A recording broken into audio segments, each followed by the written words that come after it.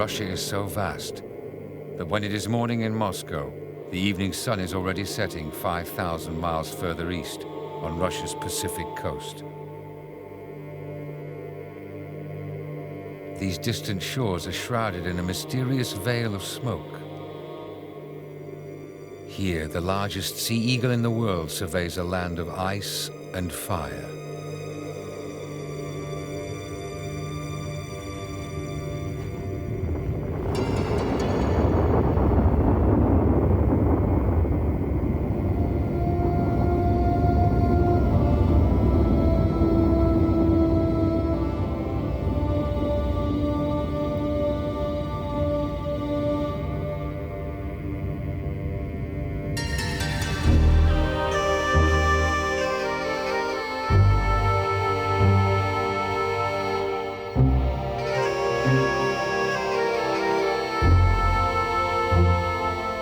Starting from Moscow, you have to cross 9 time zones to reach Russia's eastern shores. At its easternmost point, the Russian mainland narrows like a spear pointing down towards Japan, forming the Kamchatka Peninsula, one of the most violently active volcanic regions on Earth.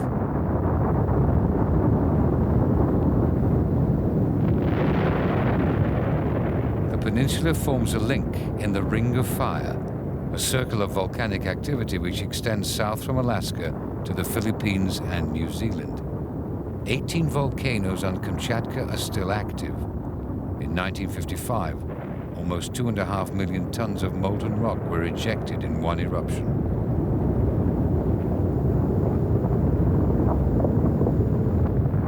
Kamchatka lies at the welding spot, where 3 giant segments of the Earth's crust meet and constantly grind against each other, creating earthquakes and volcanoes whenever one is forced upwards.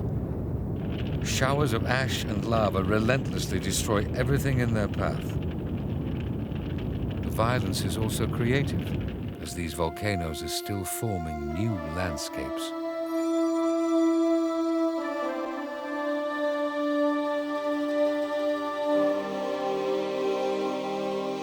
After thousands of years, suffocating ash is transformed by wind and rain into fertile soil. Nutrients and minerals drain into rivers and lakes, creating rich feeding grounds for fish. Beneath the shadow of a slumbering volcano, the waters of the Kurilsk Lake seem to come alive, as shoals of sockeye salmon swim towards the mouth of one of the rivers which feed the lake.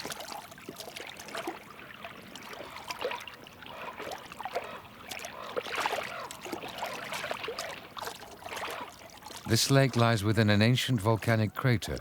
The salmon are returning to the same river in which they were spawned, locating it by smell.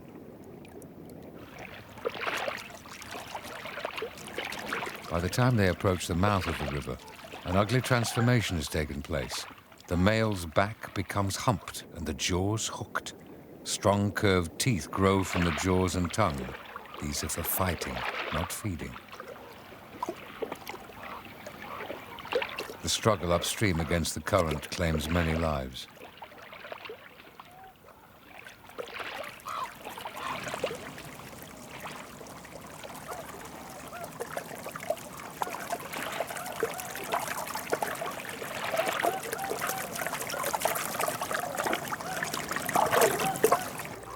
Volcanic activity allows the salmon of Kamchatka to spawn even in the grip of January.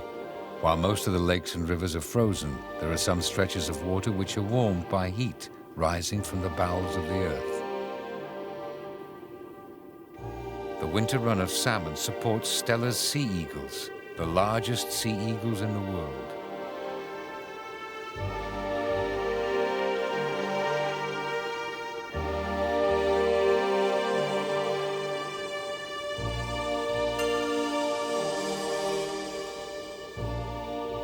Almost 2/3 of the world population of 7,000 Stella's sea eagles spend the winter in Kamchatka. The rest migrate to Japan and Korea.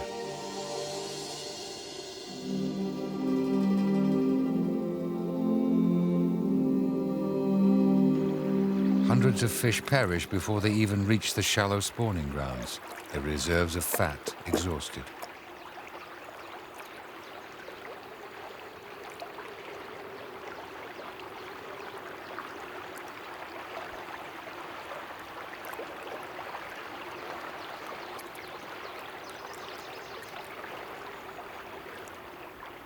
The eagles gather like black-cloaked priests attending the death throes of the salmon. They often sit hunched in one place for several hours before making a catch. Although the young birds are the same size as the adults, it will be 4 years before they finally take on their striking plumage.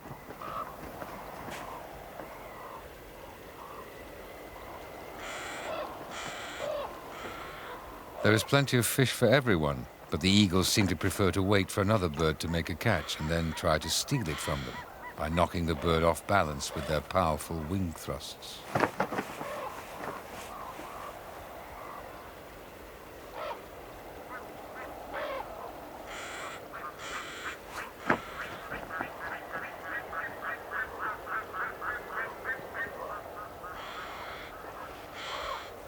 The adults catch most of the fish, but the immature birds seem to feed at their expense.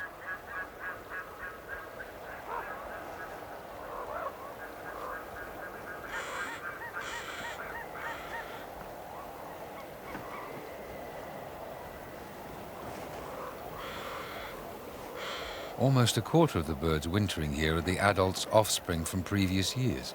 When the young birds launch an attack, their parents often allow them to get their own way.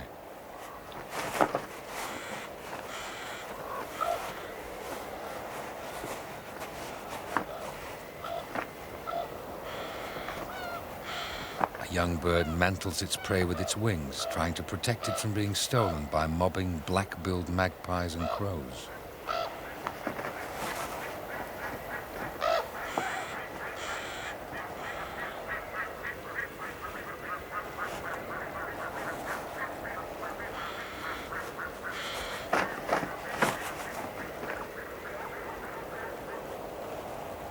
Sometimes the juveniles have to acknowledge defeat.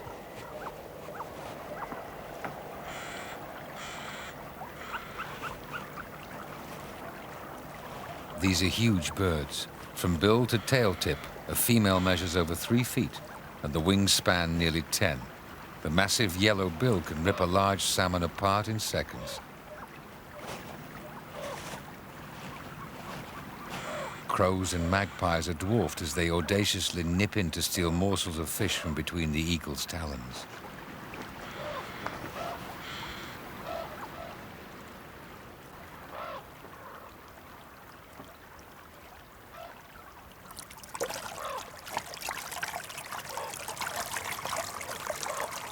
The salmon, which have run the gauntlet of the waiting eagles, finally reach the shallow gravel beds where they will spawn. The males defend the area against other males, sometimes even battling with clenched teeth and hooked jaws.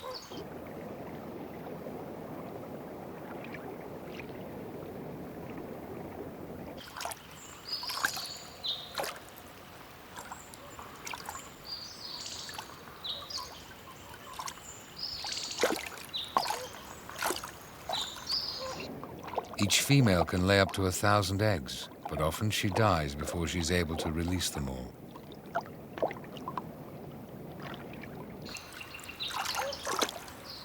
She prepares a depression where she will lay her eggs, throwing the gravel aside with sinuous waves of her body.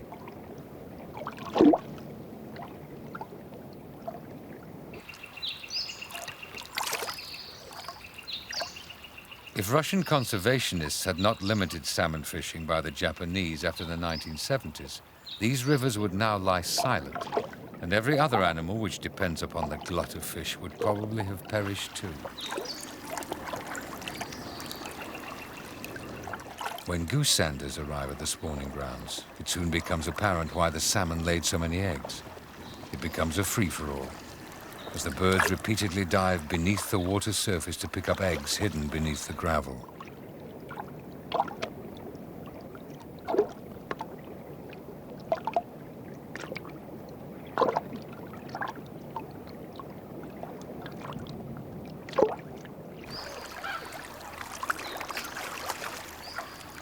Like the eagles, the goose sanders are only able to remain here throughout the harsh winter because the salmon provide an alternative source of food.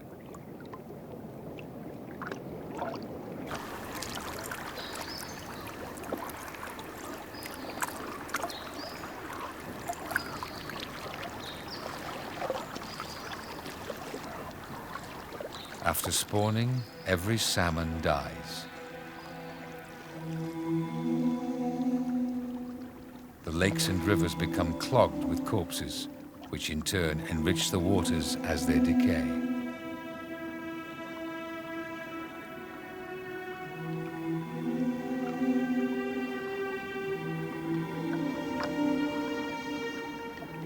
By the 17th century, the Russians could no longer afford to ignore these rich stocks of fish and other wildlife in eastern Siberia. The numbers of fur-bearing animals in European Russia were falling, and the promise of limitless quantities of sable lured the Russians farther eastwards. These far eastern forests are so remote that it took Russian fur trappers 2 years to get here. The Far East became New Siberia, Russia's new world. The Russian government collected an annual tax in furs from Siberian natives. Sable, a member of the marten family found only in Russia, were hunted in the depths of winter when they are easier to track and their fur is thickest. The hunters followed tracks leading to the sable's burrow and drove the sable into a net spread across the entrance. They often had to wait for several days before the sable finally emerged. The sable's solitary and nocturnal habits probably helped to protect it from total extinction, despite 2 centuries of overhunting. By the start of the 20th century, the sable was teetering on the edge of extinction. Hunting was banned, and sables bred in captivity were successfully reintroduced into the wild. Sable fur is prized for its combination of softness and durability. Blowing on the pelt reveals the quality of the dense underfur. Native peoples such as the Udigay still depend on wild forest animals for their livelihood. Sable pelts are used as decoration for their clothes.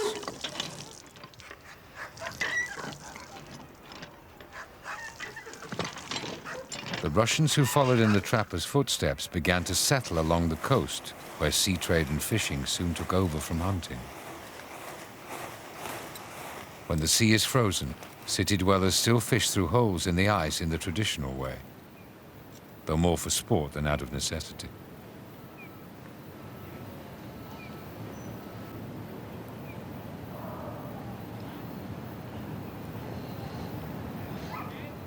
Despite the fact that the sea is frozen throughout most of the winter, the city of Vladivostok emerged as one of the largest ports in the Russian Far East.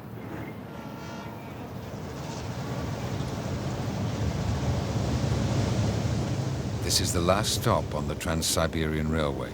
It takes a week to travel the 5,778 miles from Moscow by train.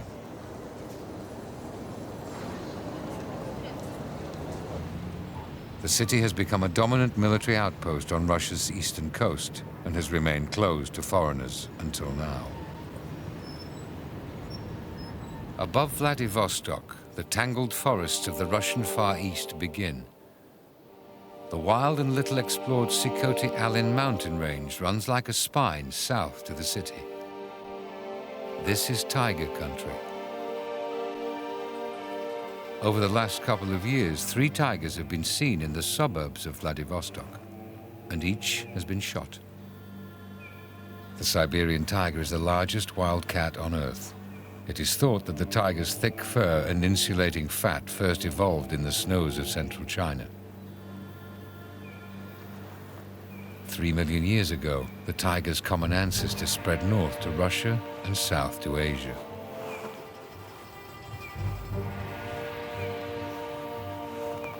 As soon as the Russians began to settle in the east, Siberian tigers were hunted and flushed out of their native forests. Hundreds of tiger cubs were trapped for export to zoos around the world.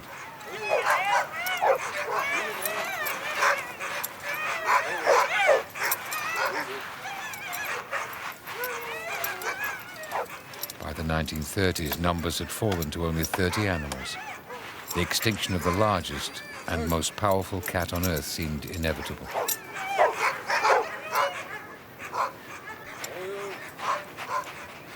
Adult tigers continued to be shot until 1947, when they were finally recognized as being an endangered species. The trapping of tiger cubs continued until 1956, when it was finally banned.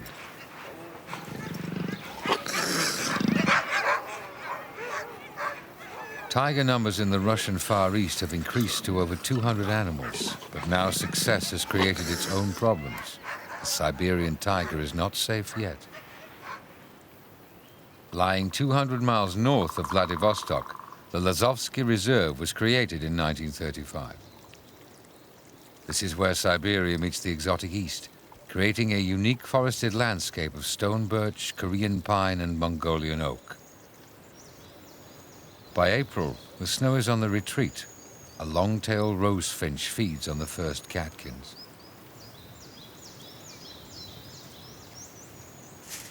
Frogs seek out pools of water as soon as the ice has thawed. Females are attracted by a massed choir of males, already waiting in the water.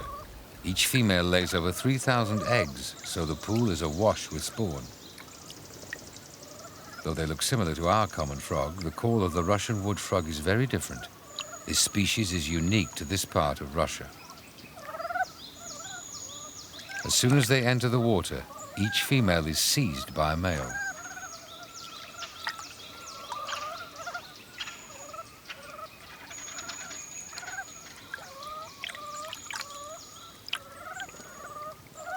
Sometimes he is joined by others until the female is surrounded by squirming legs as the first suitor tries to kick the late arrivals away.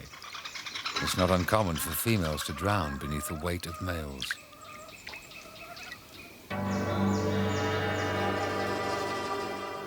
Galina Salkina is in the front line in the battle to save the Siberian tiger. As a scientist on the reserve, she spends most of her time alone in the forest, following the tiger's spoor.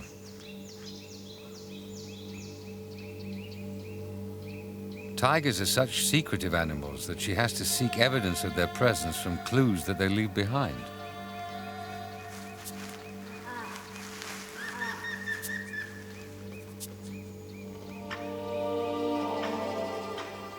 They leave scrapes of urine and droppings along their trails. By smelling a handful of grass from a scrape, Galina can tell whether a female is on heat. These are the same signs that tigers use to recognize and avoid each other. Galina stops at a forest hut to study the remains of the tiger's kill. She has found that over half the tiger's victims are wounded or deformed in some way. This boar had been hit by a poacher's bullet in the lower jaw and was blind in the left eye because a long bone had grown across the socket.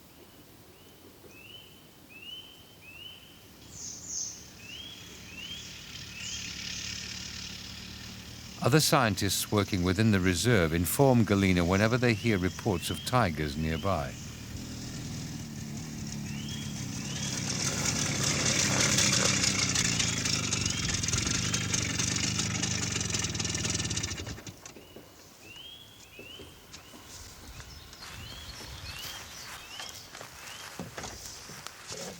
Привет, Саша. Здравствуйте. Ну как дела?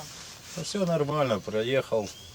Один след тигра только ведет сюда. Sasha Ledygin has seen footprints of a tiger in the forest nearby, leading towards the hut. He thinks they may have been made by a large male. Нет, настоящая тигра лежала все. Да ты что? Я начал подходить, она встала, уходить. Я говорю, куда ты пошла? А большой? Да большой тигр. Galina has followed two tigers, a male and female, since birth. She knew their parents before them. As they are only 2.5 years old, they don't yet have home ranges of their own and are forced to hunt along the edges of the reserve. This makes them very vulnerable to poachers. Tigers make paths which they follow regularly while patrolling their hunting range. Despite broad paws, their feet still sink into the snow, leaving clear footprints. Galina measures a number of them before she's able to identify them as having been made by a particular male or female. After a tiger makes a kill, it spends over a week near the carcass, feeding off it from time to time. If a person approaches, the tiger usually retreats, even if this means abandoning the carcass. It may track them for some distance, remaining invisible, though it may be very close.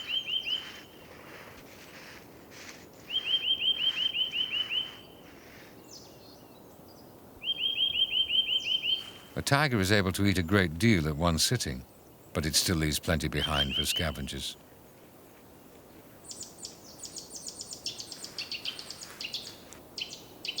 Jays and many other birds depend on tiger kills during the hard winters.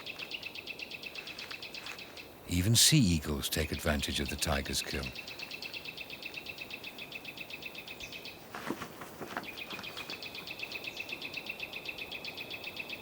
Between them, 200 tigers consume at least 10,000 large animals a year. To provide this amount of prey, the forests need to contain 300,000 of them. At the moment, numbers of deer and wild boar fall well below these figures.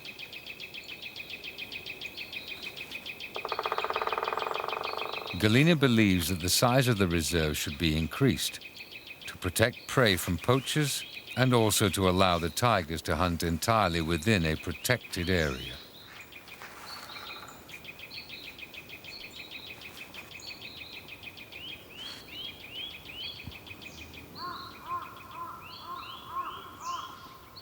In winter, wild boar feed on fallen spruce cones blown down by the cold winds from the west. They are the tiger's main prey in the autumn and winter.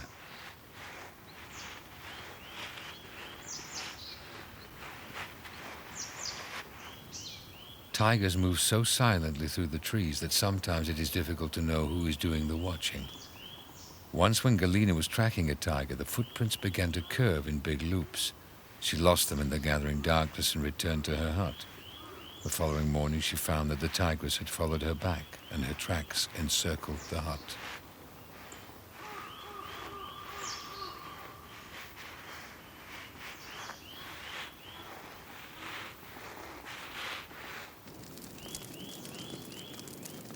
Galina is sometimes joined by Volodya, her husband, as the trail can go on for several days and nights. The tiger's hunting domain may stretch for over 400 square miles. Galina is concerned that a young tiger may have already been killed, but she is determined to try to find out what has happened and protect the tigers within the reserve.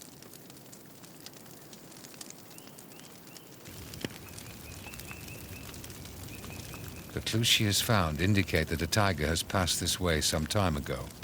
A fall of fresh snow soon hides footprints, so it cannot be very far away.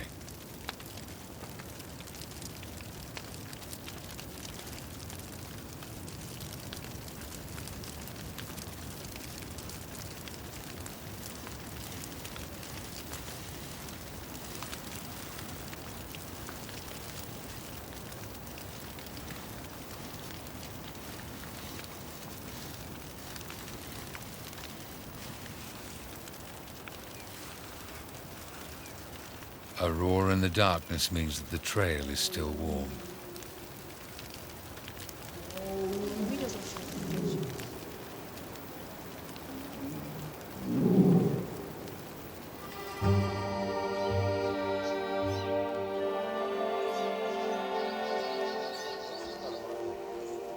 Galina heard of a tigress with 2 cubs which had been seen recently by some villagers.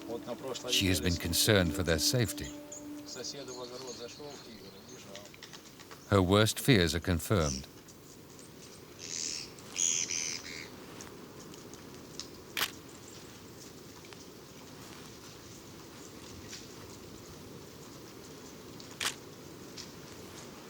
These 2 cubs starved to death without their mother to feed them.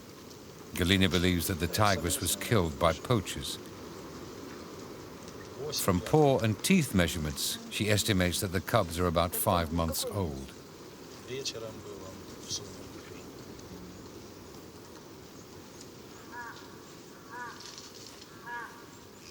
A tigress cannot move far from her cubs for the first few weeks of their lives, and she is forced to hunt in a very small area of forest.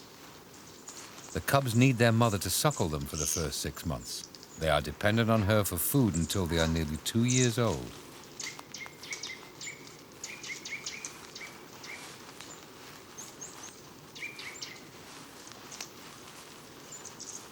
problem is that there are now more dogs and domestic animals within the taiga's reach in the Lazovsky area than wild prey, so tigers are forced into conflict with man and invariably lose.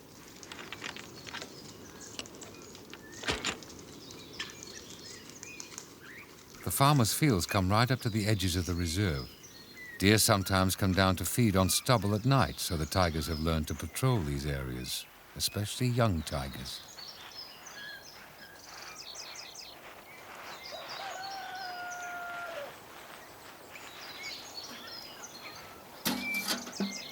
Life in Kamchatka village is hard. People find it difficult to grow enough food on their small plots to feed themselves, let alone the few pigs, chickens and cows that they keep. Many are resorting to poaching deer for meat. They see themselves as victims of the tiger's greed. It makes it much harder to bear if you find a tiger in your backyard eating your dog.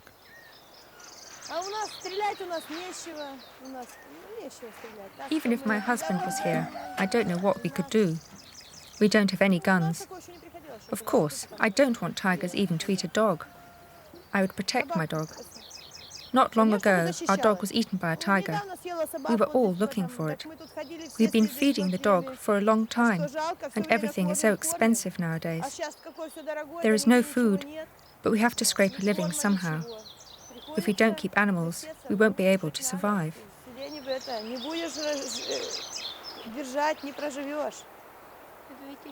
Local people feel both resentment and pride towards the reserve which lies at the heart of their community. The walls of the reserve headquarters depict the fragile web which must remain intact if the tiger is to survive. Hunting deer and wild boar is now banned, but poaching still takes place. The antlers of Sika deer are exported to China as medicine to replace rhino horn. Animals bred in captivity only provide more temptation and conflict for the tiger.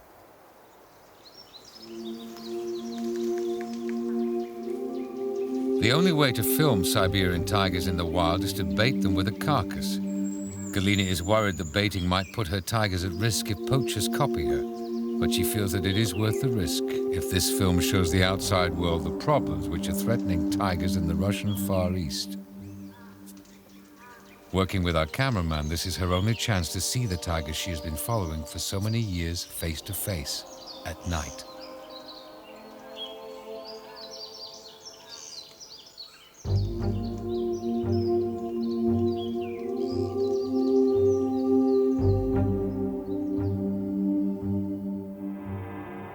On the first few nights, only a raccoon dog emerges from the darkness to feed on the carcass.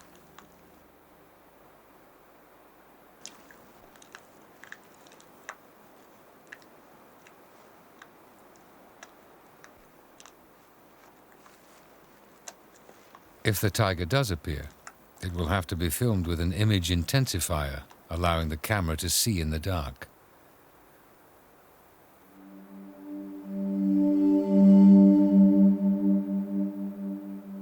After waiting for several nights, Galina is finally rewarded.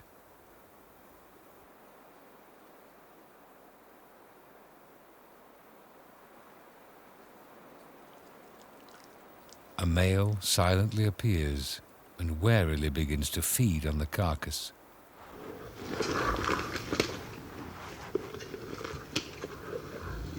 Tigers are hunters of the night and are extremely sensitive to the slightest movement. Their eyes are able to make use of the faintest ray of light by reflecting it so that it hits the retina twice. This gives the eyes a strange glow in moonlight or under lamplight.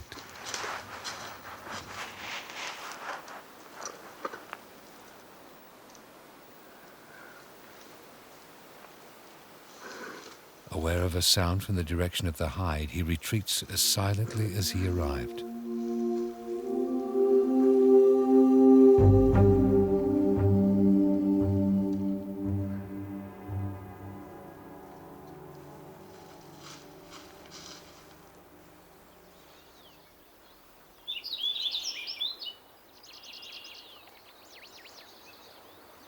When morning light reaches the forest edge, Galina knows that the tiger is probably lying up somewhere nearby, resting.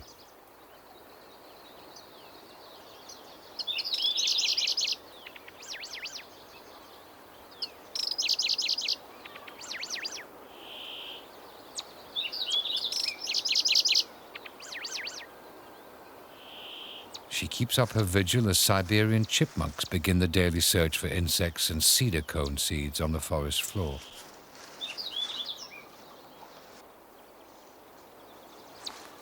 Tigers are nearly always nocturnal when they hunt, but they sometimes return to feed on a carcass in early morning or at dusk.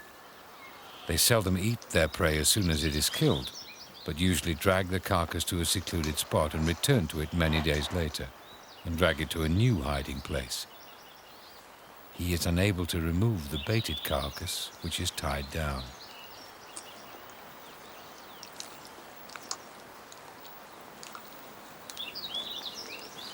Only 2 out of every 10 attacks made by the tiger are successful. It pulls down its victim by sinking its huge claws into the hindquarters. The prey is actually killed by the tiger's 5-inch-long canines, striking at blood vessels in the neck and crushing the spine. The Siberian tiger's large size enables it to conserve heat. The Bengal tiger of India averages around 400 pounds, while the Siberian tiger can be almost double that weight. It is not only the cold that Siberian tigers have to contend with. They need to patrol enormous hunting ranges because their prey is nomadic and thinly dispersed over a very wide area. Bengal tigers are able to maintain small territories because the prey in Indian forests is much more concentrated.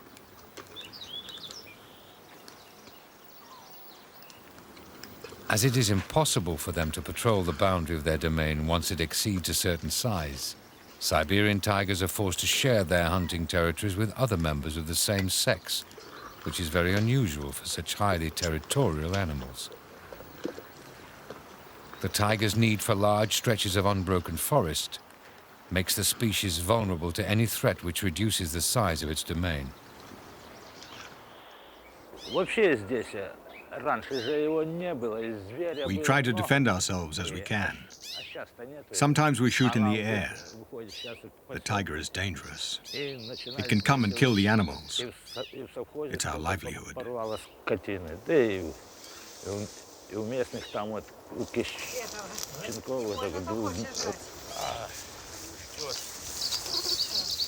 I have a rifle at home.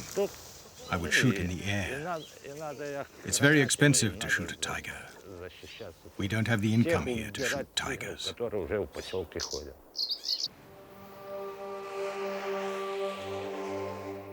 The villagers have every right to expect to make a living here.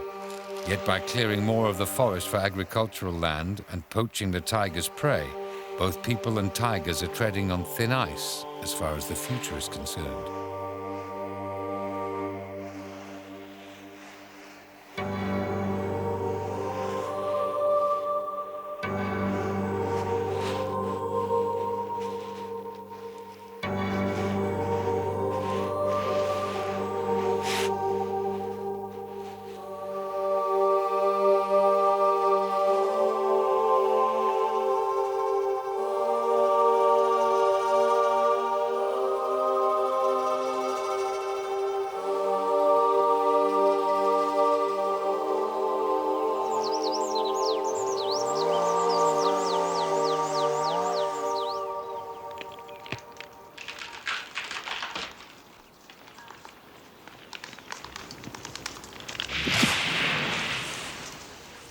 The world's largest expanse of uncut forest still lies in eastern Siberia. But the forests in European Russia are fast disappearing. Wastage is enormous because of antiquated equipment and inefficient transport. Over half the cut timber is left behind to rot.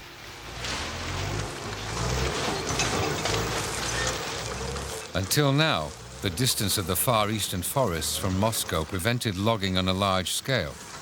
But as the felling of Malaysian and American old-growth forests is reduced, Western countries are already beginning to turn towards Russia with greedy eyes. Russia's enormous forests lie just on Japan's doorstep, but until now they have been out of bounds. With the collapse of communism, the Russians are keen to attract foreign investment. This year, Japan signed its first contract to export timber from the Russian Far East.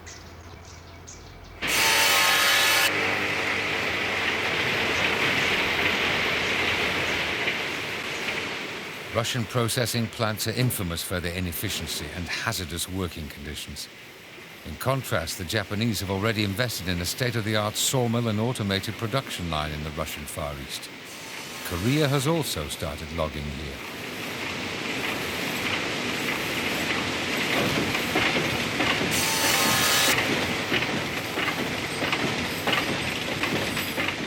Conservationists fear that efficient Japanese logging will be even more of a threat to Russia's vast forests than Russian wastage.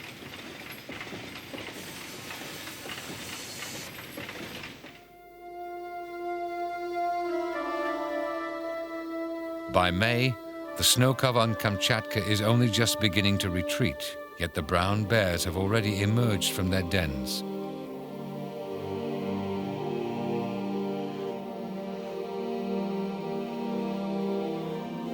Kamchatkan brown bears are the largest in Russia, weighing up to 1,500 pounds. Only the Kodiak bear of Alaska is larger.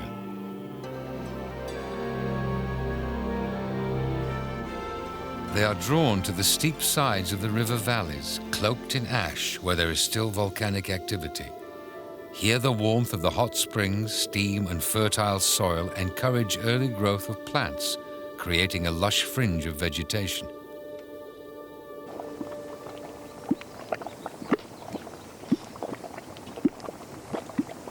This valley of bubbling mud pools and geysers lay hidden until the 1940s.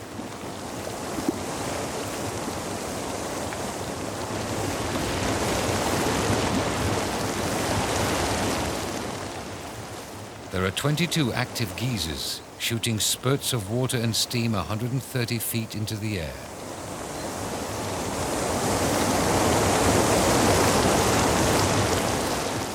In some hot springs, the temperature of the water can reach 72 centigrade.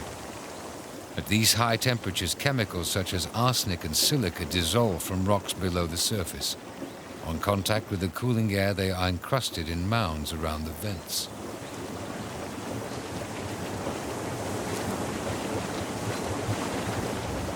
The valley is hidden behind a permanent cloud of steam.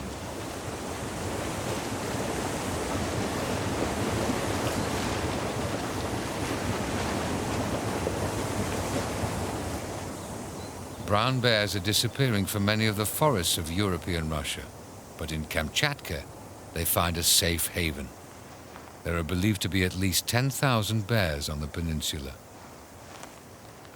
The bears start fattening up long before the rest of the snow-covered landscape has emerged from winter's grip, feeding on emerald green banks of dropwood and bed straw.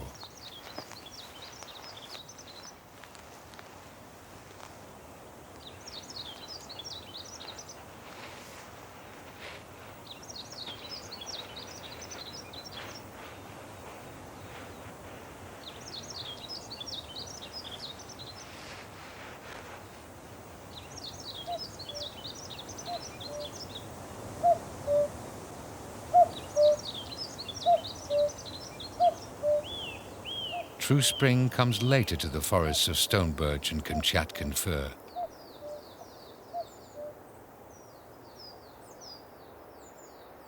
The tiny red-breasted flycatcher arrives from southern Asia to breed. The warmer weather means that there are enough insects for the parents to keep up a constant feeding rota at the nest.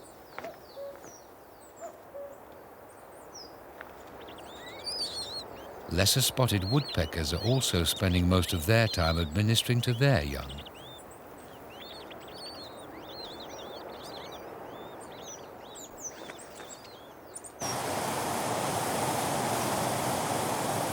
By early June, it becomes obvious why Kamchatka is such a haven for fish. Once the snows have melted, there is water everywhere.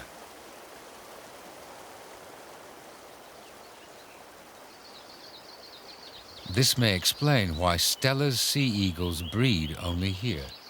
Until now, only a few Russian ornithologists have been lucky enough to see the breeding behavior of these birds.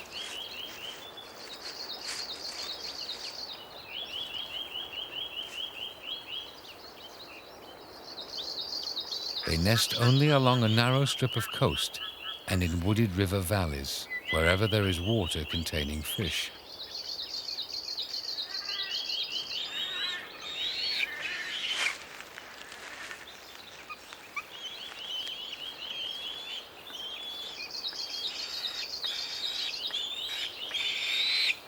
parents bring food to the nest about 5 times a day, and it is usually salmon.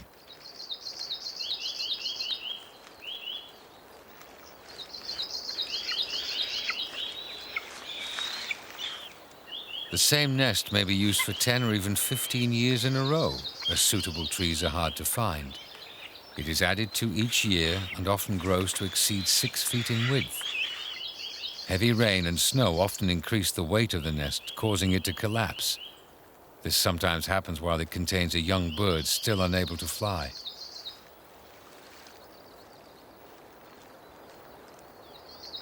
Two eggs were laid in early May, but it is quite common for only one chick to survive. As the nests are only 15 feet above the ground, they are vulnerable to attack by sable or ermine.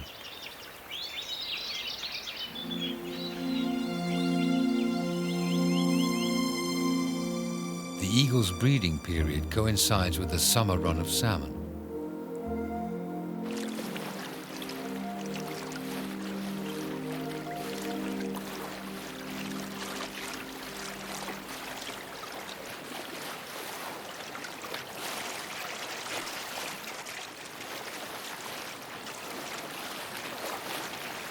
As the salmon begin to swim upriver, the eagles are not the only predators to be attracted by the noisy, thrashing bodies. Brown bears also come down to the river to take advantage of the glut of fish.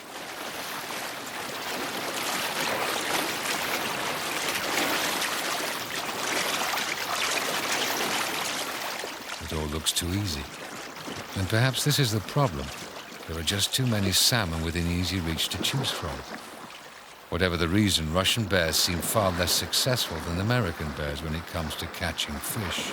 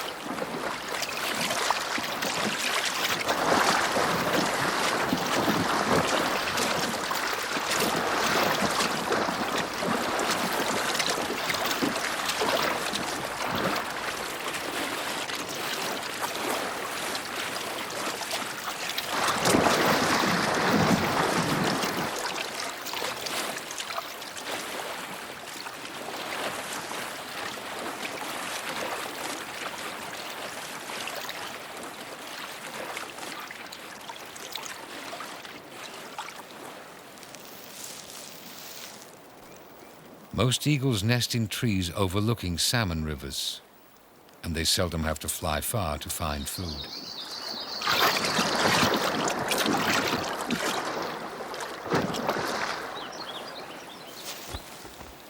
Both the male and the female bring fish to the nest.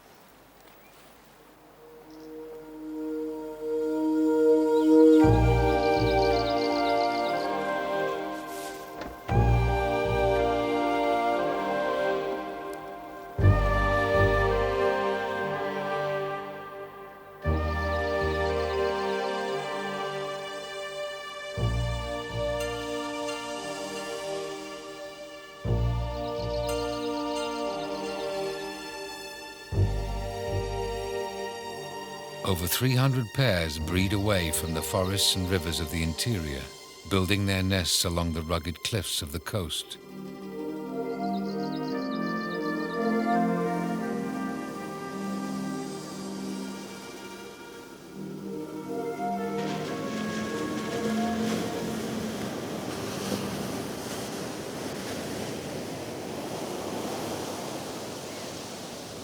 Despite their rarity, the eagles have come into conflict with commercial hunters who shoot them because they believe the eagles damage the fur of animals caught in traps.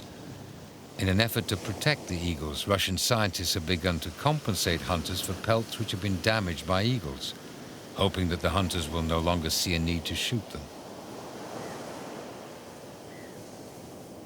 The sea eagles share the coast with another victim of Russian hunters. But this carnage took place in the 18th century when Kamchatka was first discovered. Sea otters were once found along the shores of the North Pacific between Japan and South California. They were so prolific here that the sea around Kamchatka was called the Sea Otter Sea. Sea otter furs were sold to China, where the best pelts fetched 40 times the price of fox or even sable. The sea otters had no defense against the hunters who caught them in nets or with harpoons as they slept in beds of kelp. One hunter describes how the mothers never abandoned their young except as a last resort. If they heard the little ones cry, they dashed up and allowed themselves to be taken. This is the reason why the hunters take or kill the little ones first, since they are certain that it will be easy to take the mother. As with most Russian fur-bearing animals, they were so prized that they were hunted to the brink of extinction.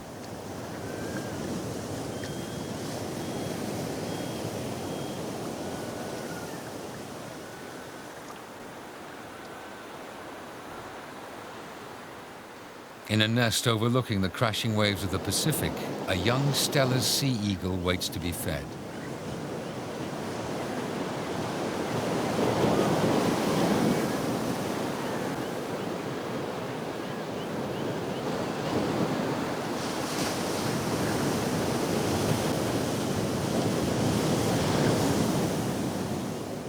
The adults on cliff nests feed their young on salmon, but the monotony of the diet is sometimes broken when they bring gull chicks taken from nest colonies nearby.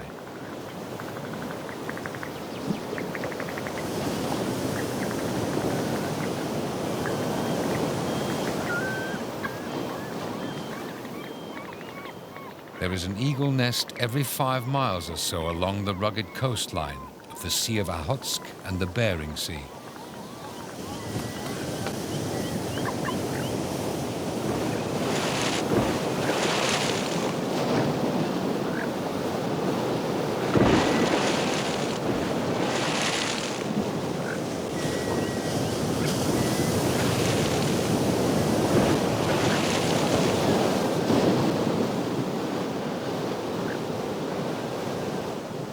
As the waves and spume crash below, the young eagle begins to exercise its wings.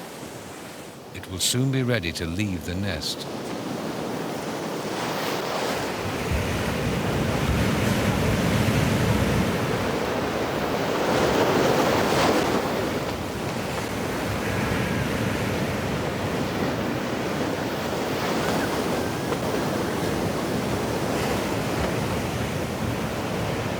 More by error than design, Russia's wilderness still remains largely intact.